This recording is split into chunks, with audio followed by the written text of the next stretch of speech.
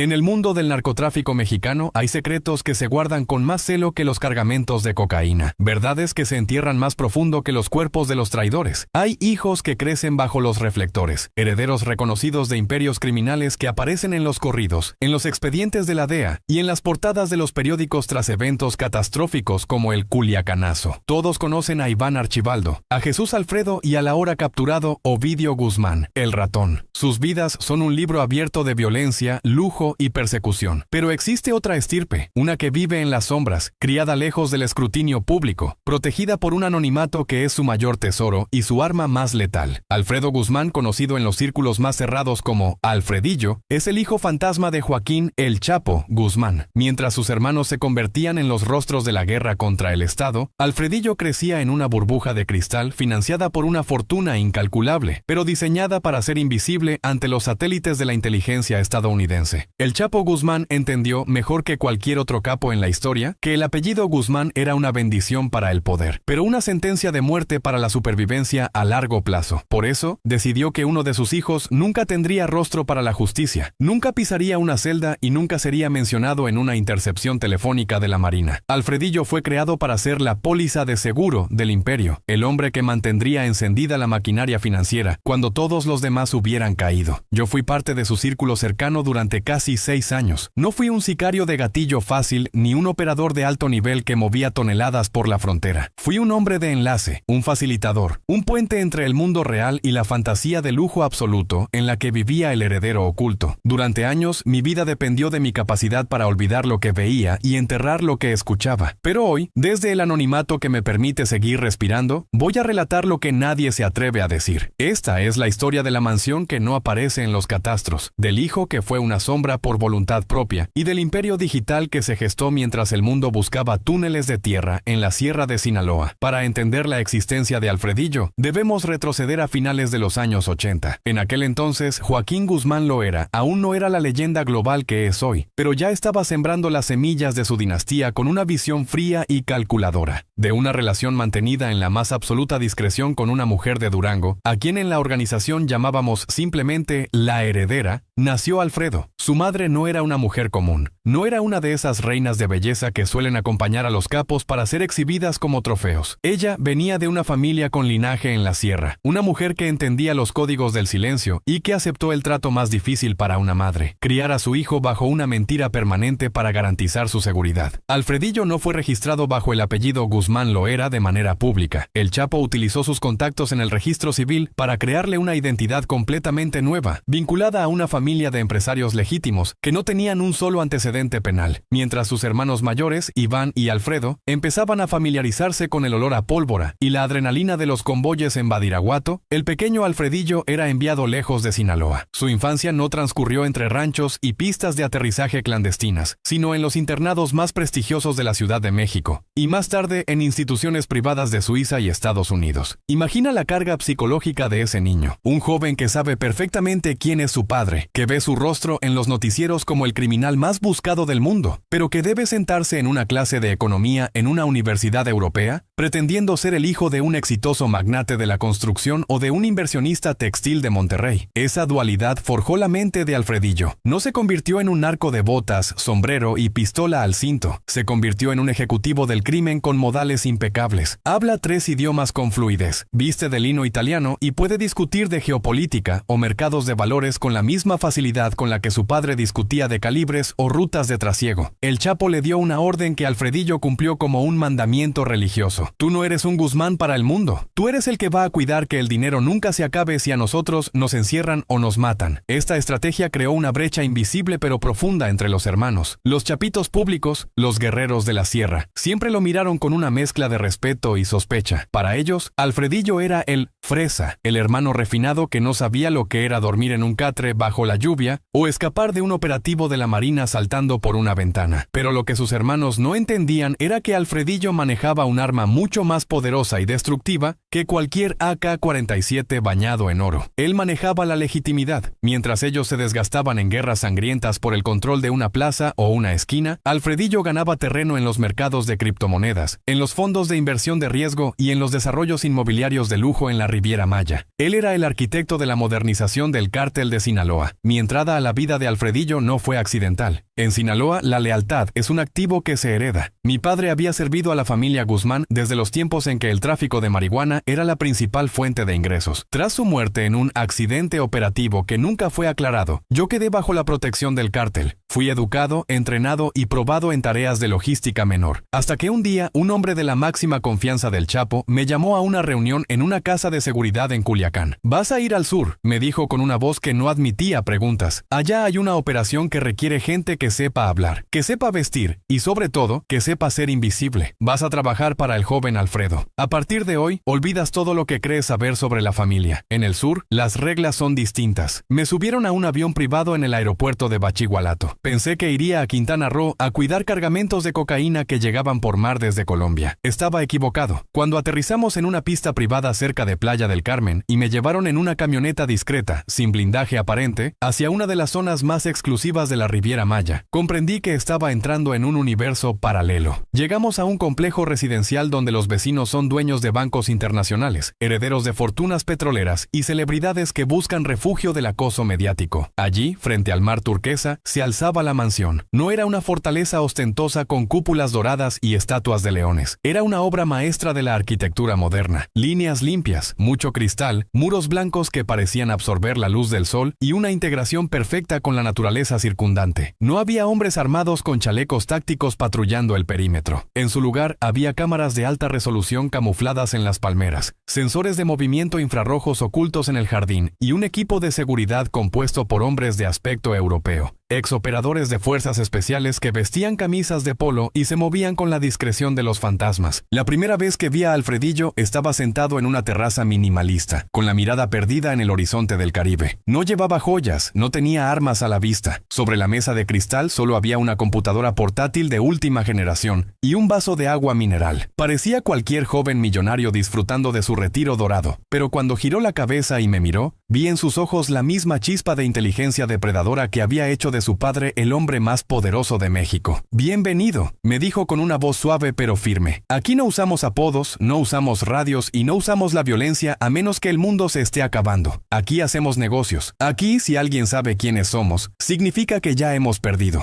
Mi padre es el pasado, yo soy el futuro, y tú vas a ser mis ojos en los lugares donde yo no puedo estar». En ese momento, rodeado del lujo más exquisito y la paz más absoluta, comprendí que Alfredillo era, quizá, el miembro más peligroso de la dinastía Guzmán, porque mientras sus hermanos peleaban por el presente, él ya era dueño del futuro, y esa mansión, que no aparecía en ningún registro de propiedad a su nombre, era el centro neurálgico desde donde se movían los hilos de una economía criminal que el mundo apenas empezaba a sospechar. La mansión de Alfredillo en la Riviera Maya no era una propiedad, era un manifiesto de impunidad técnica. Si la casa de Ovidio en Jesús María era un rancho rústico que gritaba «tradición», la residencia de Alfredo era un búnker de cristal que susurraba «futuro». Para un ojo inexperto, la construcción de 3 niveles parecía una joya del diseño minimalista, con sus volados imposibles y sus ventanales de piso a techo que integraban el azul del Caribe al interior. Pero para los que conocíamos los secretos de sus muros, cada línea arquitectónica tenía una función táctica de defensa o de ocultamiento. El acceso principal no era a través de un portón ostentoso. Se entraba por un garaje subterráneo camuflado por la vegetación selvática de la zona. Allí, el parque vehicular no consistía en las típicas camionetas blancas con estrobos que tanto gustan en Sinaloa. Alfredillo prefería los sedanes alemanes de lujo en colores oscuros, con un blindaje nivel 7 capaz de resistir disparos de fusil Barrett, pero con una apariencia externa que los hacía indistinguibles de cualquier vehículo diplomático o ejecutivo. El lujo de Alfredillo no era para ser visto, era para ser efectivo. Dentro de la mansión, el mármol de Carrara y las maderas exóticas de la región escondían una red de fibra óptica dedicada que no dependía de los proveedores locales. Alfredillo tenía su propio nodo de conexión satelital encriptada, lo que le permitía operar fuera del radar de la policía cibernética mexicana. En el segundo nivel se encontraba su santuario, una oficina que parecía la sala de control de una bolsa de valores. Allí, hileras de pantallas mostraban gráficos de velas de criptomonedas, flujos de transacciones en la red Swift y, lo más inquietante, los feeds en vivo de cámaras de seguridad que no solo cubrían su propiedad, sino también puntos estratégicos en aeropuertos y muelles de carga en 3 continentes. Mi labor como hombre de enlace consistía en procesar la información que llegaba a ese santuario. Alfredillo no perdía el tiempo con la logística de cuántos kilogramos cruzaban por un túnel en Tijuana. Su obsesión era la evaporación del capital. Él entendió antes que nadie que el eslabón más débil del narcotráfico es el dinero físico. El papel tiene olor, el papel tiene peso y el papel se queda en las manos de los tontos, solía decir mientras observaba los números fluir en sus pantallas. Él diseñó un sistema de lavado que bautizó internamente como la niebla. Consistía en la creación de miles de microtransacciones automatizadas que movían el capital a través de pasarelas de pago de videojuegos, donaciones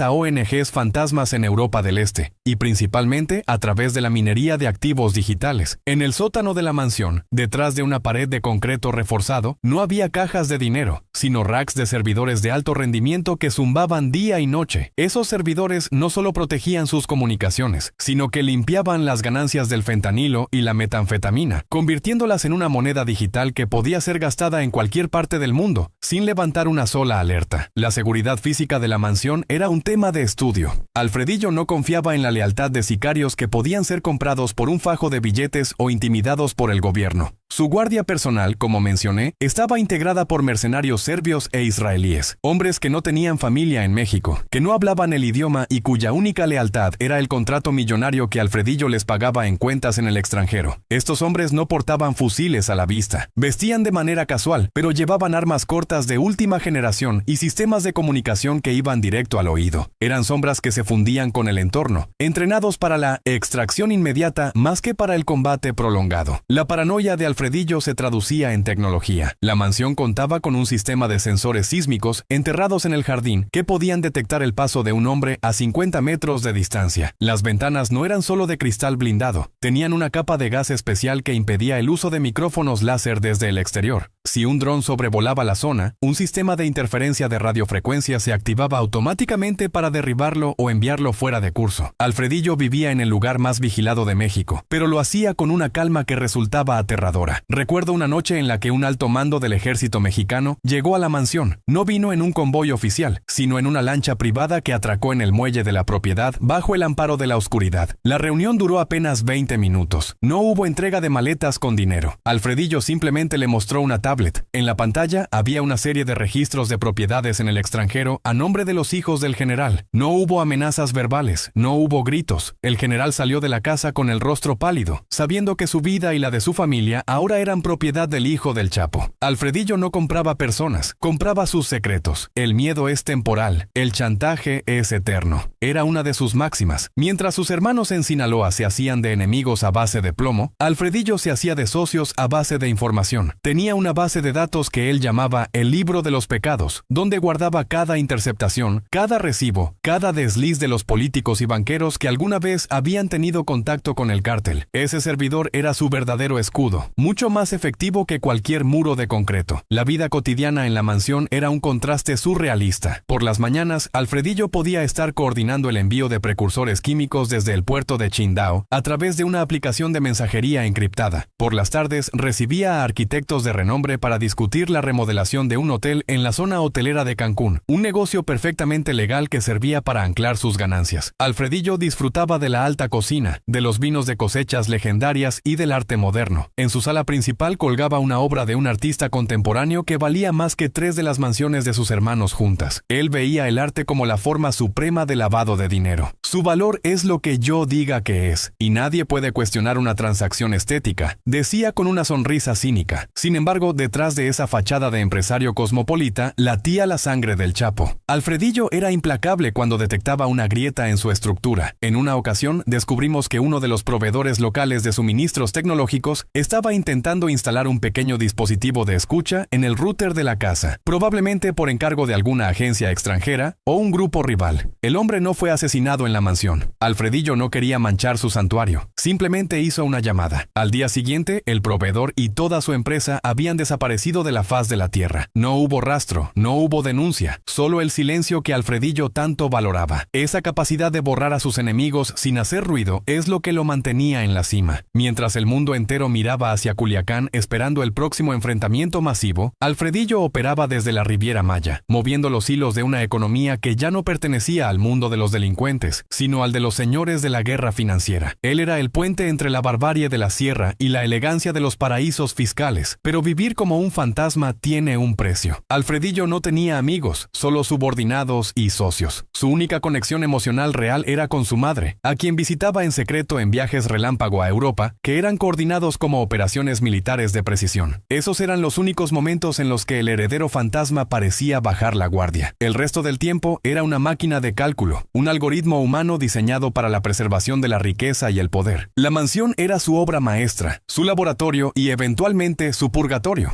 Porque por más tecnología que tuviera, por más mercenarios que lo custodiaran, Alfredillo sabía que el nombre Guzmán era una marca que el tiempo terminaría por cobrar. Esa conciencia lo llevaba a perfeccionar su plan más ambicioso, la desaparición definitiva. No un escape ante un operativo, sino una evaporación social donde el nombre de Alfredo Guzmán dejaría de existir para dar paso a una nueva identidad, tan legítima y tan poderosa que ni la DEA podría cuestionarla. Mientras yo recorría los pasillos de mármol de aquella casa, viendo cómo se coordinaban transacciones millonarias entre un trago de whisky y una charla sobre arquitectura, comprendí que el narcotráfico tradicional estaba muerto. Lo que estaba viendo en esa mansión era el nacimiento de algo nuevo, algo mucho más difícil de combatir porque se escondía a plena vista, bajo el amparo de la legalidad y el brillo del lujo internacional. Alfredillo no era un narco, era el dueño de los secretos que el mundo prefiere no conocer. En la siguiente parte profundizaremos en el centro de operaciones financieras de Alfredillo. Te contaré cómo fue el encuentro con los banqueros suizos que llegaron a la mansión, y cómo el heredero fantasma utilizó el auge de las criptomonedas para hacer que el cártel de Sinaloa fuera financieramente invulnerable, incluso ante las sanciones más severas del Tesoro estadounidense. La verdadera guerra no se libraba con balas, se libraba con códigos, y Alfredillo era el mejor programador de la muerte. Alfredillo, el heredero de las sombras, parte 3, el arquitecto de la niebla financiera y el oro digital. Si la mansión era el cuerpo del imperio de Alfredillo, la sala de servidores en el nivel subterráneo era su corazón palpitante. Para el año 2021, mientras sus hermanos Iván y Ovidio lidiaban con las fracturas internas del cártel y la presión constante de la Marina en Culiacán, Alfredo había logrado algo que su padre, el Chapo, solo pudo soñar: desvincular el éxito del negocio de la presencia física de la droga. Él no veía paquetes de polvo blanco, él veía algoritmos de alta frecuencia. En esta tercera parte voy a revelarte cómo Alfredillo transformó el lavado de dinero tradicional en una red de niebla financiera, que incluso hoy, años después, sigue siendo un dolor de cabeza para el Departamento del Tesoro de los Estados Unidos. Recuerdo una tarde en la que el calor de Quintana Roo era asfixiante, pero dentro de la mansión el aire era gélido, mantenido a 18 grados para preservar los equipos electrónicos. Alfredillo me llamó a su estudio. Estaba eufórico. Algo raro en él. En una de sus pantallas no había mapas de rutas, sino el panel de control de un exchange de criptomonedas privado. Mira esto, me dijo señalando una serie de transacciones que se movían a la velocidad de la luz. En los años 90, mi padre tenía que enterrar el dinero en tambos de plástico y rezar para que la humedad no lo pudriera. Hoy, muevo $50 millones a través de 3 continentes antes de que termines de beber tu café. Y lo mejor de todo es que legalmente ese dinero nunca existió. Alfredillo fue el pionero en implementar el sistema de mixers o mezcladores de criptomonedas a gran escala para el cártel de Sinaloa. El proceso era fascinante y aterrador por su eficiencia. El dinero en efectivo proveniente de las ventas minoristas en las calles de Chicago, Los Ángeles y Nueva York era recogido por empresas fachada de transporte. Luego, a través de una red de comercios chinos en Estados Unidos y México, ese efectivo se convertía en stablecoins o Bitcoin. Pero el rastro no se quedaba ahí. Alfredillo enviaba esos activos a servidores ubicados en jurisdicciones sin tratados de extradición cibernética, como ciertas regiones de Europa del Este y el sudeste asiático. Allí, el software desmenuzaba el capital en millones de fracciones insignificantes, las mezclaba con transacciones legítimas de miles de usuarios al azar y luego las volvía a ensamblar en cuentas limpias vinculadas a fideicomisos en paraísos fiscales. Para finales de ese año, Alfredillo manejaba un presupuesto de limpieza que superaba los $1,000 millones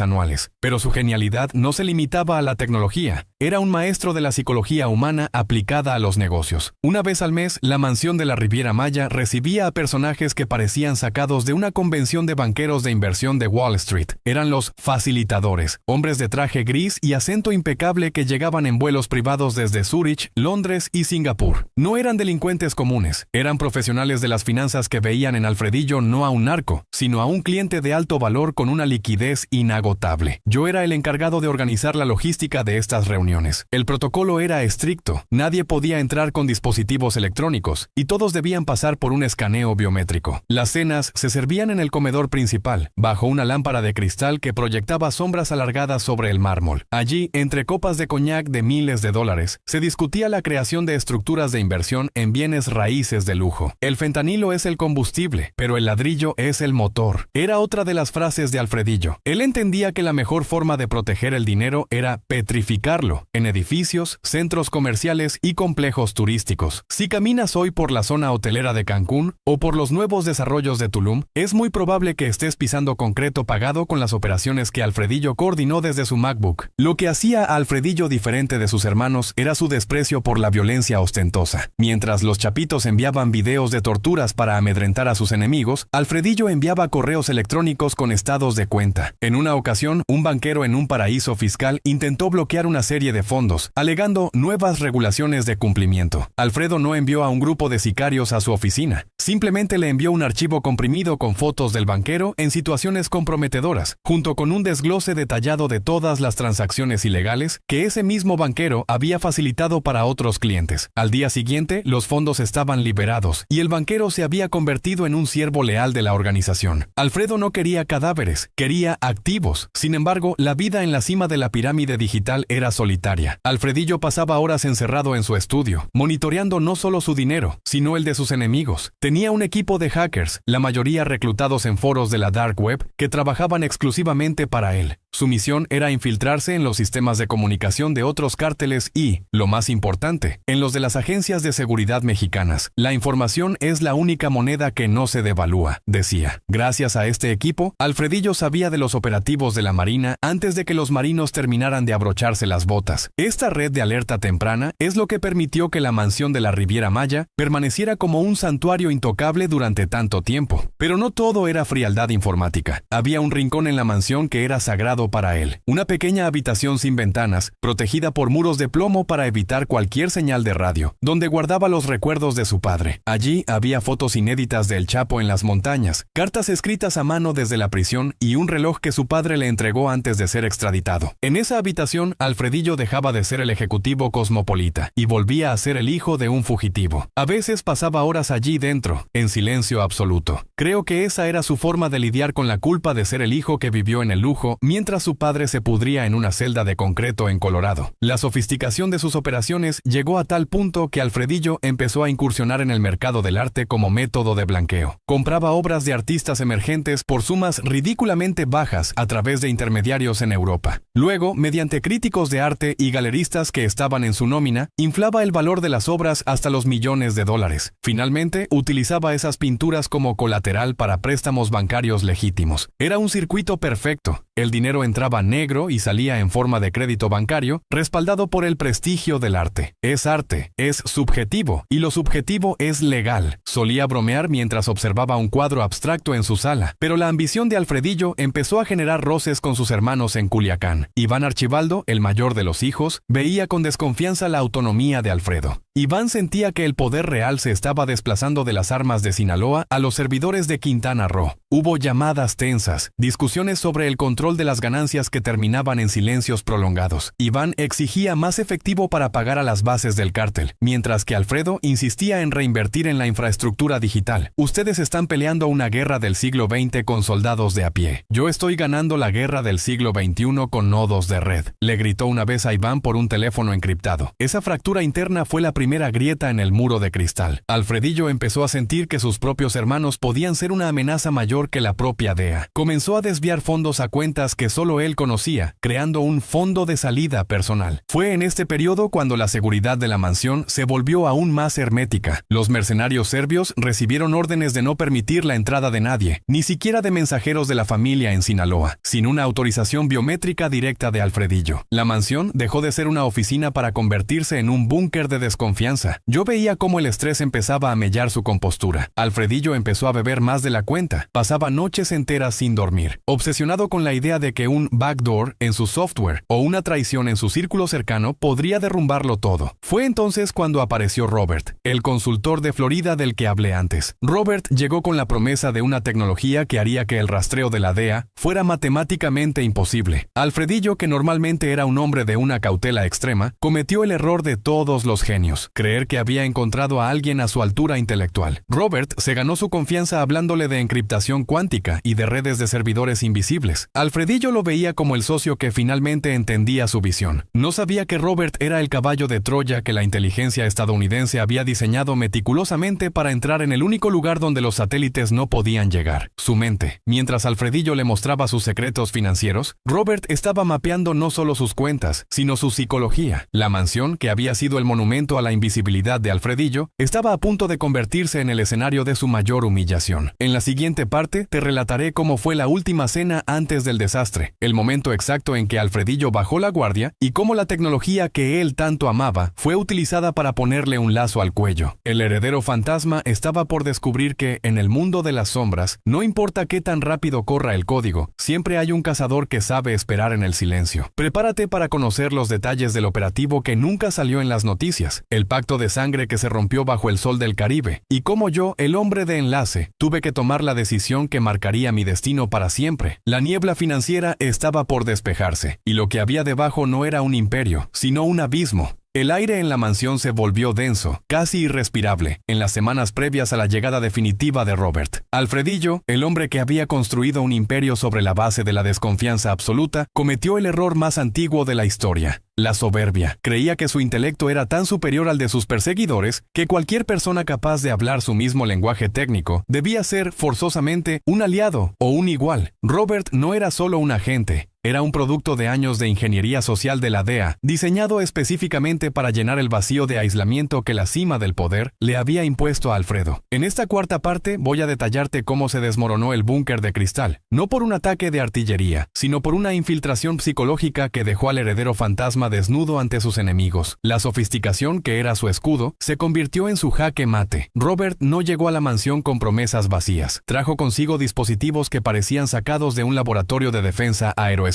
procesadores de señales encriptadas que, según él, podían limpiar cualquier comunicación de las orejas de la NSA. Alfredillo estaba fascinado. Pasaba noches enteras en el estudio subterráneo, rodeados de pantallas y servidores, bebiendo whiskies de ediciones limitadas, mientras discutían la implementación de una red de nodos que haría que el cártel de Sinaloa fuera el primer grupo criminal con soberanía digital absoluta. Yo los observaba desde las sombras del pasillo, y por primera vez en años vi a Alfredo sonreír de una manera que no era cínica. Había encontrado a un maestro, o eso creía él. El punto de quiebre fue la propuesta del yate. Robert convenció a Alfredo de que la mansión, a pesar de toda su tecnología, tenía un punto débil: la ubicación física. Si ellos saben dónde estás, pueden cortarte la fibra óptica en cualquier momento, argumentaba Robert con una lógica aplastante. Necesitas un centro de comando móvil, un yate que no solo sea un lujo, sino un servidor flotante que se mueva por aguas internacionales. Alfredillo, obsesionado con la idea de la evaporación total, aceptó el plan. Lo que no sabía era que el yate no era una vía de escape, sino una celda de alta mar diseñada por la inteligencia estadounidense. La noche anterior a la partida, la mansión se sintió como un mausoleo. Alfredo ordenó una cena privada. Solo él, Robert y yo como encargado de la seguridad inmediata. Los mercenarios serbios estaban apostados en el perímetro, pero dentro la atmósfera era de una calma inquietante. Alfredillo sacó una botella de vino que su padre le había enviado años atrás, una reliquia que guardaba para un momento de triunfo.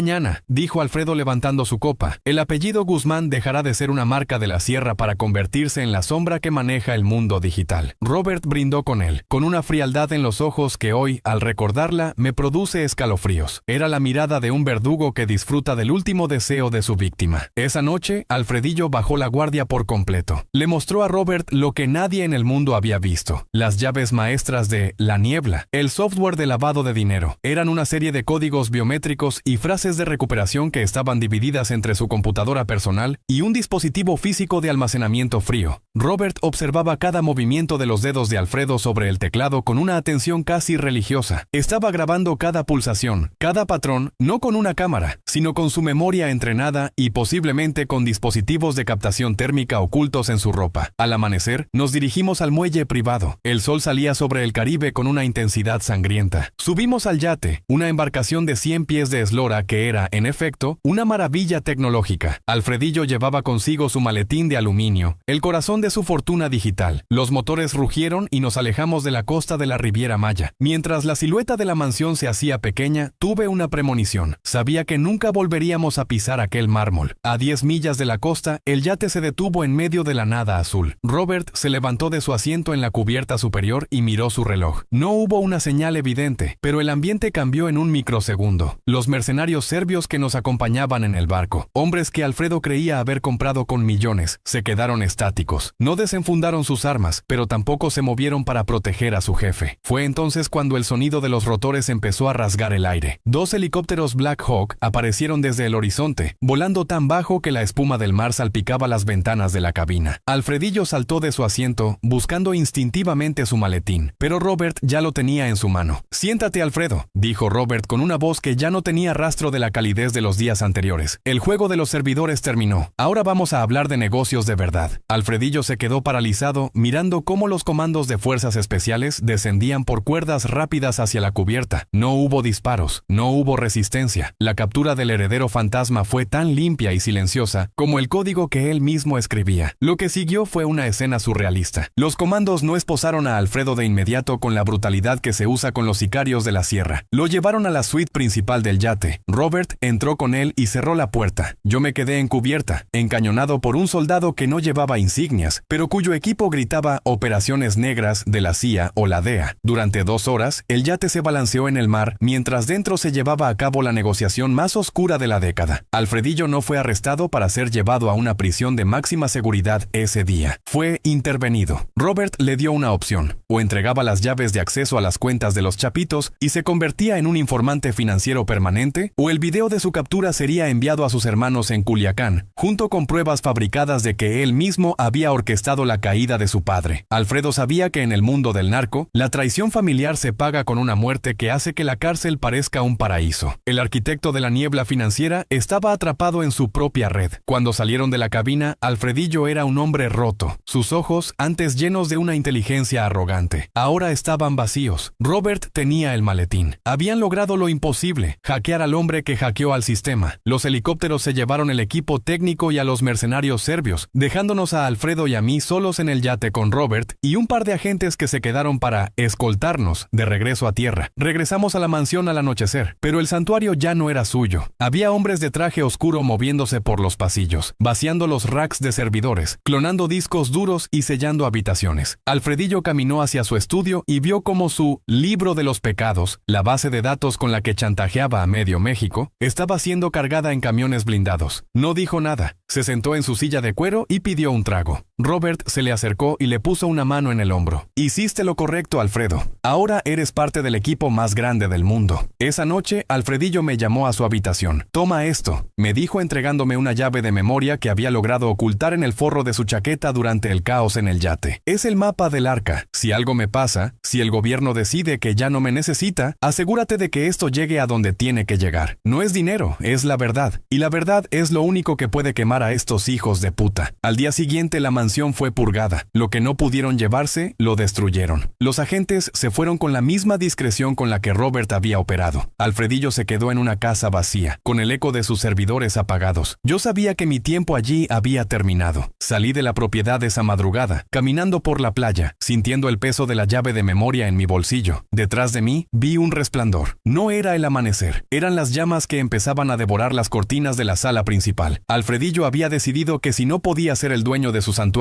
nadie más lo sería. El colapso de la fortaleza digital de Alfredillo no fue el fin de su historia, sino el inicio de su existencia como un fantasma real. Ya no era el heredero del Chapo, era un activo de inteligencia atrapado en un limbo donde la vida y la muerte dependen de un servidor en Washington. En la quinta parte te contaré qué sucedió cuando los chapitos en Culiacán se dieron cuenta de que las cuentas estaban vacías y de que su hermano Fresa los había vendido al mejor postor. Te relataré la cacería humana que se desató en la Riviera Maya y cómo Alfredillo, desde las cenizas de su mansión, lanzó su último ataque digital antes de desaparecer para siempre. El arca está por abrirse y lo que hay dentro es mucho más peligroso que cualquier cargamento de droga. La mansión en la Riviera Maya ardía con una intensidad que el mármol no debería permitir. El resplandor naranja iluminaba el mar Caribe, proyectando sombras alargadas que parecían dedos acusadores sobre la arena blanca. Alfredillo no había quemado solo una casa, había quemado el puente entre su pasado como Guzmán y su presente como activo de la inteligencia estadounidense. Pero mientras las llamas consumían los rastros físicos de sus pecados, en el mundo digital se desataba una tormenta de proporciones bíblicas. En esta quinta parte voy a revelarte cómo el colapso financiero del cártel de Sinaloa no fue un accidente, sino un acto de sabotaje deliberado que dejó a Iván Archibaldo y a Jesús Alfredo ciegos y sin fondos en el momento más crítico de su historia, cuando los chapitos en Culiacán intentaron acceder a las cuentas nodrizas para pagar la nómina de miles de sicarios, y los sobornos de alto nivel tras la captura de Ovidio, se encontraron con un muro de hierro. Las claves de encriptación que Alfredillo les había entregado meses atrás ahora daban un error de sistema. Acceso denegado. No era un hackeo externo, era una orden de borrado masivo ejecutada desde la IP de la mansión justo antes de que el primer mueble fuera rociado con gasolina. Alfredillo había cumplido su parte del trato con Robert. Les había entregado la infraestructura financiera de sus hermanos a cambio de su propia libertad física. La reacción en Sinaloa fue de una furia gélida. Iván Archibaldo comprendió de inmediato que el hermano Fresa, el que nunca se ensuciaba las manos, los había traicionado de la manera más vil posible, dejándolos vulnerables ante el cártel Jalisco Nueva Generación, CJNG, sin dinero para comprar armas, sin fondos para mantener la lealtad de los comandantes de plaza, y con la DEA rastreando cada centavo que intentaban mover de manera rústica. El imperio de los Guzmán Loera empezó a tambalearse. Iván envió una orden clara a todas las células de inteligencia del cártel. Encuentren a Alfredo, no lo maten de inmediato, primero que nos devuelva las llaves, después que sufra como nadie ha sufrido en esta familia. Mientras tanto, yo me encontraba en un hotel de paso en el sur de Quintana Roo, viendo las noticias del incendio en una televisión vieja que apenas tenía señal. Tenía la llave de memoria que Alfredo me dio, y cada vez que la miraba sentía que tenía una granada sin seguro en las manos. Pero Alfredillo era más listo que todos nosotros juntos. Él sabía que Robert y la DEA intentarían quedarse con todo el botín digital. Por eso, antes de la traición del yate, él ya había movido el núcleo de su poder a un lugar donde los satélites no pueden llegar, el Arca. Como te mencioné anteriormente, el Arca no era un servidor en la nube, era una unidad de almacenamiento físico enterrada en una cavidad submarina bajo el arrecife, conectada a la mansión por un cable de fibra óptica submarino que Alfredillo mismo ayudó a instalar bajo el pretexto de una mejora en la red de la zona. Cuando la mansión ardió, el cable fue cortado, dejando al Arca aislada del mundo, esperando a que alguien con el código biométrico correcto fuera a despertarla. En esa unidad no solo estaban los millones, estaba la lista de los 1000. El registro detallado de cada político, general y empresario mexicano y extranjero que había recibido dinero del cártel. Ese era el verdadero tesoro de Alfredillo, y la razón por la que nadie, ni la DEA, ni sus hermanos, podía matarlo todavía. Alfredo desapareció de la vista pública el día después del incendio. Se decía que Robert lo mantenía en una casa de seguridad en un complejo militar en Florida, pero otros rumores sugerían que se le había permitido quedarse en México bajo una nueva identidad, trabajando como consultor para el gobierno. Lo que sí es cierto es que la sofisticación del cártel murió con su partida. Sinaloa volvió a los métodos de los años 90. Maletas de efectivo, violencia desmedida y un aparato paranoia constante que terminó por fracturar la alianza de los chapitos. Fue en este periodo de caos cuando recibí el último mensaje de Alfredillo a través de un canal de chat encriptado que dábamos por muerto. El mensaje era corto: el arca tiene un protocolo de autodestrucción si no se accede a ella en 365 días. Robert cree que tiene las llaves, pero solo tiene las copias que yo le di. La verdadera llave está dividida. Una parte la tienes tú, la otra la tiene el mar. No dejes que el arca caiga en manos de quienes quieren usar la verdad para seguir mintiendo. Ese mensaje me convirtió en el hombre más buscado por dos bandos distintos. Los sicarios de Iván Archibaldo empezaron a peinar la Riviera Maya, interrogando a cualquiera que hubiera trabajado en la mansión. Los métodos eran brutales. Vi fotos de antiguos compañeros de seguridad que fueron encontrados en brechas selváticas, con rastros de torturas que solo el odio familiar puede producir. Buscaban a cualquiera que supiera algo sobre el tesoro submarino.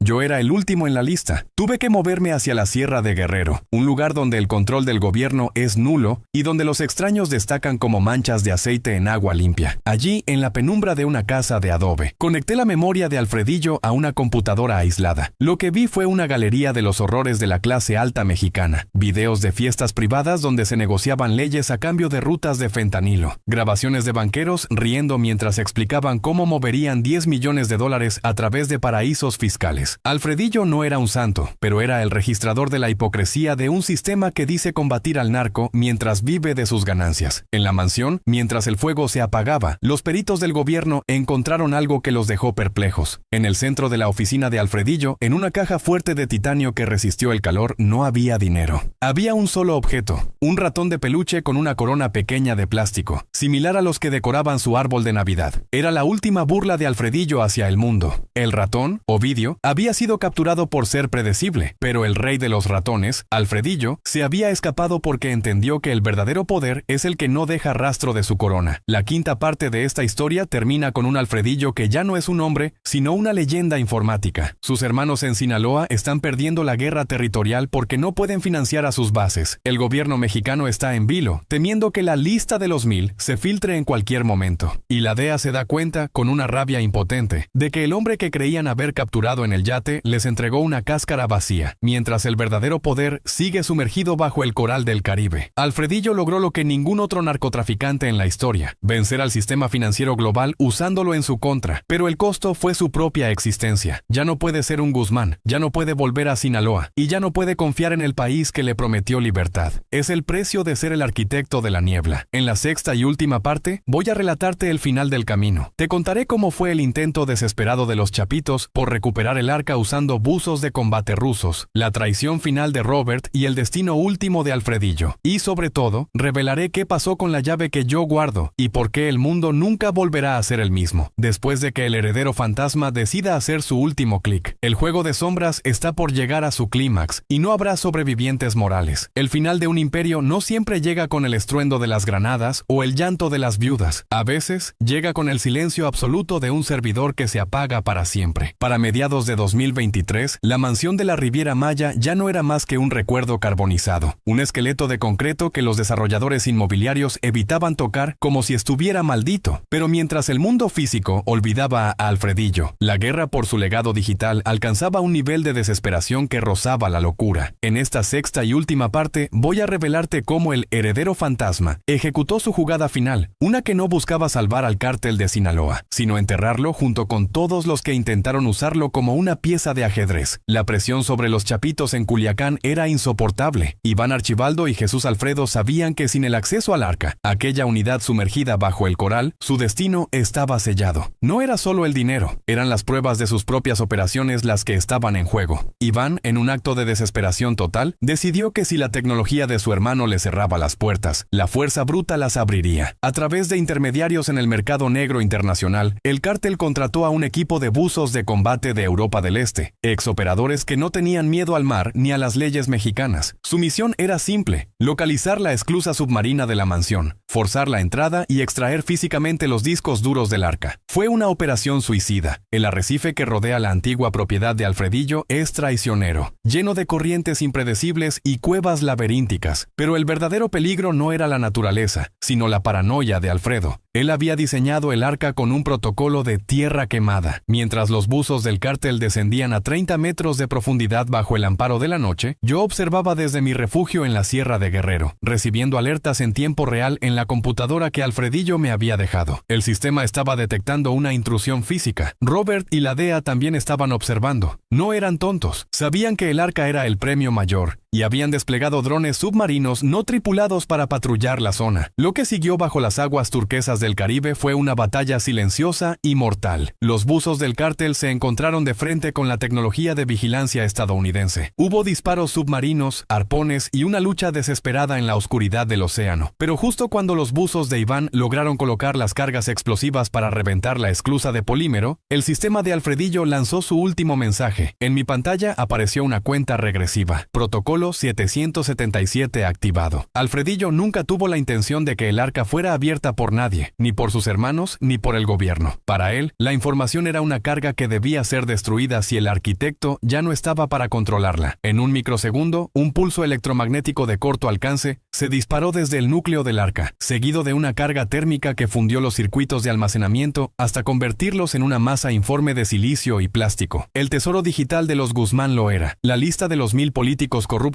y las claves de las billeteras de criptomonedas se evaporaron en el calor de una explosión submarina que apenas generó una burbuja en la superficie. La noticia de la destrucción del arca llegó a Culiacán como una sentencia de muerte. Iván Archibaldo comprendió que el hermano Fresa les había ganado la partida definitiva. No solo los había dejado sin fondos, sino que los había privado del único seguro de vida que tenían contra la extradición. Alfredillo los había condenado al olvido o a la captura. La traición familiar estaba completa y el heredero fantasma se convertía en el traidor más grande de la historia de Sinaloa, superando incluso a los que entregaron a su padre. Pero, ¿qué pasó con Alfredillo? ¿Dónde está el hombre que orquestó el colapso financiero del cártel más poderoso del mundo desde una mansión de cristal? La versión oficial de la DEA, filtrada a través de Robert, es que Alfredo Guzmán Loera fue extraído con éxito y vive bajo el programa de protección de testigos en algún lugar del medio oeste estadounidense, con un rostro nuevo y una identidad que ni siquiera los directores de la agencia conocen. Dicen que trabaja como consultor para la ciberseguridad nacional, ayudando a Washington a rastrear los flujos de dinero de otros cárteles y grupos terroristas. Es la historia que conviene creer. El narco arrepentido que ahora sirve a la ley. Pero yo conozco a Alfredillo. Yo vi cómo operaba su mente, y creo que la verdad es mucho más inquietante. Unos meses después de la explosión del arca, recibí mi último paquete. No tenía remitente ni dirección de origen. Dentro había una sola postal de una playa en el sudeste asiático, y un pequeño dispositivo USB tallado en madera de sándalo. Cuando logré abrirlo con los protocolos de seguridad que él me enseñó, encontré un archivo de audio de menos de 10 segundos. Era la voz de Alfredo, calmada, sin rastro de miedo o remordimiento. El mundo es un algoritmo, y yo finalmente encontré el error en el código, decía. No busques al fantasma en las cárceles ni en los programas de gobierno. Búscalo en cada transacción que el sistema no puede explicar. Los Guzmán ya no somos una familia, somos un fantasma en la red. Cuídate y no olvides quemar la última llave. Comprendí entonces que Alfredillo nunca fue capturado por Robert. El operativo del yate, la supuesta traición y el incendio de la mansión fueron partes de una puesta en escena maestra. Alfredillo usó a la DEA para deshacerse de la vigilancia del cártel y usó al cártel para fingir su propia relevancia ante la DEA. Al final se deshizo de ambos. Él no quería ser el rey de Sinaloa ni un soplón de Washington. Quería ser libre. Con los miles de millones de dólares que logró desviar a cuentas que nadie, ni Robert ni Iván, podrá encontrar jamás. Alfredillo Guzmán es el único miembro de la dinastía que logró lo imposible: vencer al sistema financiero global, a la agencia de inteligencia más poderosa del mundo y a su propia herencia de sangre. Hoy, mientras Iván y Jesús Alfredo se desangran en una guerra interna por las migas de lo que fue el imperio de su padre, Alfredillo probablemente vive como un empresario anónimo en algún rincón cosmopolita del mundo, manejando sus inversiones desde una laptop en un café, siendo el único Guzmán que puede caminar por la calle sin mirar atrás. Yo hice lo que me pidió. Quemé la llave de memoria. Vi cómo el plástico se derretía, llevándose consigo los últimos secretos de la mansión de la Riviera Maya. Con ese acto, dejé de ser un hombre de enlace para convertirme en un simple testigo de una historia que el mundo nunca terminará de creer. El narcotráfico ya no es cosa de armas largas y camionetas blindadas. Es una guerra de bits, de sombras y de hombres que, como Alfredillo, entienden que el poder real no es el que se exhibe, sino el que sabe cuándo volverse invisible. La mansión de Alfredillo ya no existe, pero su sombra se proyecta sobre cada dólar que circula en la red profunda. Él es el arquitecto de la nueva era del crimen, una donde los capos no tienen rostro y los imperios no tienen territorio. El heredero fantasma cumplió su destino. Se convirtió en la leyenda que su padre nunca pudo ser, el hombre que escapó del laberinto quemando el mapa para todos los demás. Esta ha sido la historia completa de Alfredillo Guzmán, el hijo secreto, el arquitecto de la niebla, el único que entendió que en el juego de las sombras, el último movimiento siempre es el más silencioso. Si ves un destello inusual en la red, si una transacción desaparece sin explicación, recuerda esta historia. Es el fantasma saludando a sus dueños.